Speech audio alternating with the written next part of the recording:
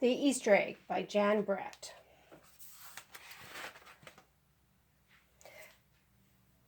Cheer up, spring is here.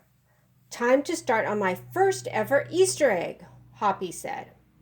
Each year, the bunny who decorated the winning egg got to help the Easter rabbit hide the eggs on Easter morning.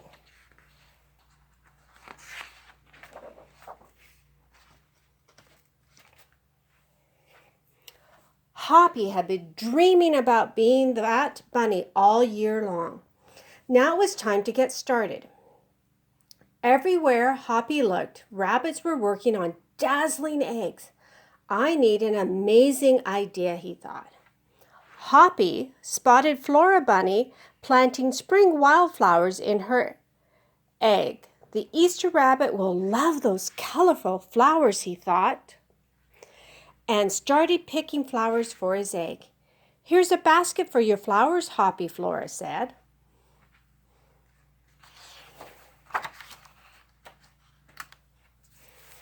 Chop, chop, scrape, scrape. Hoppy spied Buster Birch carving a magnificent wooden egg. I wish I had some wood for my egg, he wished out loud.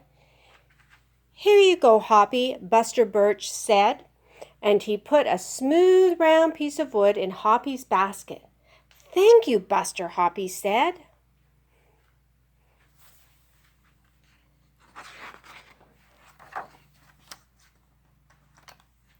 Hoppy was hopping along when the smell of sweetness led him out of the woods and straight to the chocolate egg that Aunt Sassafras was decorating with creamy frosting, squiggles, and bows. Hello, Hoppy, she said, and she put some chocolate squares in his basket. Hippity hop, Hoppy exclaimed. I'll make the Easter rabbit a chocolate egg so sweet it'll make his whiskers tingle.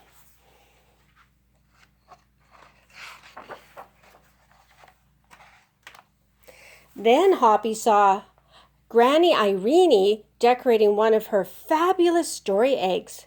First, she traced a design on the egg with a special tool. Then she dipped the egg in pots of yellow, green, orange, and red dye, adding to the design each time. Hoppy couldn't believe his eyes. I'll never make an egg that beautiful, he said. He told Granny Irene. She smiled. Try, she said, giving him one of her special tools.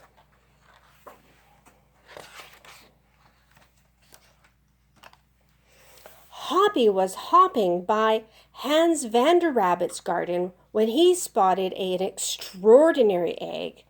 Hans was painting a portrait of the Easter rabbit so real he looked alive. Fantastic, Hoppy explained. Thank you, Hoppy, Hans said.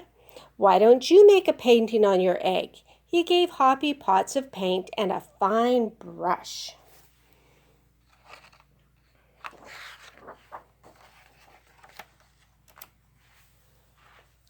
As Hoppy bounced along, a loud boinging nearly knocked him off his feet.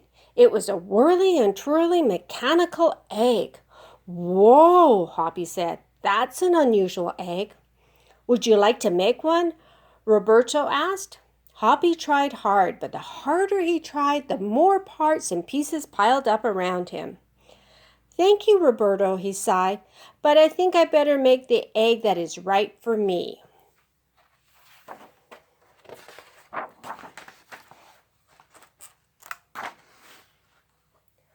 Hoppy hopped back to the woods and lay down under a tall tree to think.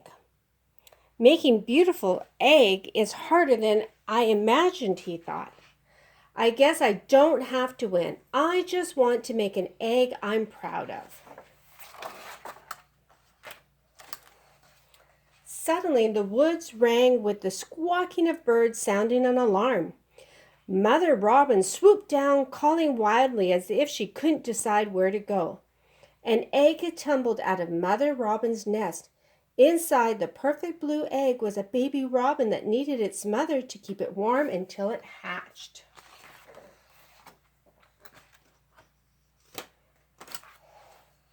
Hoppy knew what he had to do. He sat down carefully and covered the blue egg with his soft, warm fur. I'll I'll take care of you the best I can, he whispered. Relieved, Mother Robin chirped and settled down on her other 2 eggs.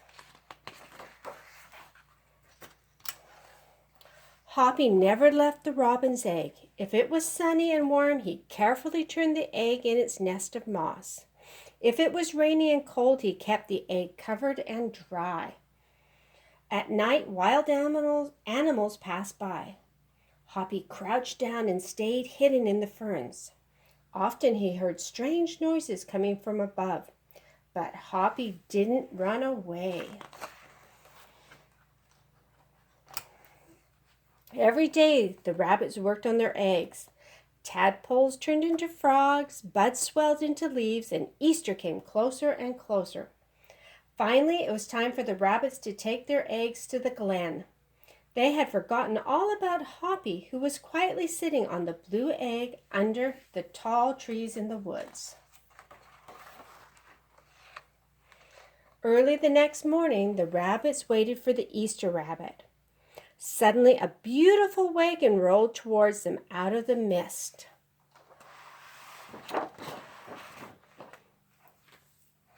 And stopped. The Easter bunny stepped down from the wagon and admired the decorated eggs one by one.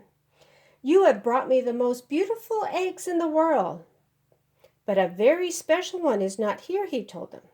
The rabbits were puzzled. Whose egg could it be?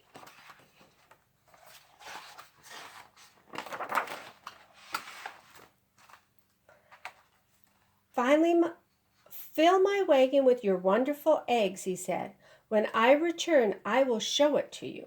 And he disappeared into the woods. He came back with Hoppy, looking scruffy and bedraggled. Hoppy has an amazing egg to be proud of, the Easter rabbit told them. He has kept Mother Robin's egg warm and safe until her baby bird hatched and she could take care of it. The Easter rabbit placed the empty blue shell in place of honor atop the wagon. Now they were ready to go. The rabbits cheered for the egg that had surprised them all. It's our best Easter ever, Hoppy, they shouted. Then the brave little bunny and the Easter rabbit rode off together to hide the eggs for girls and boys to find on Easter morning.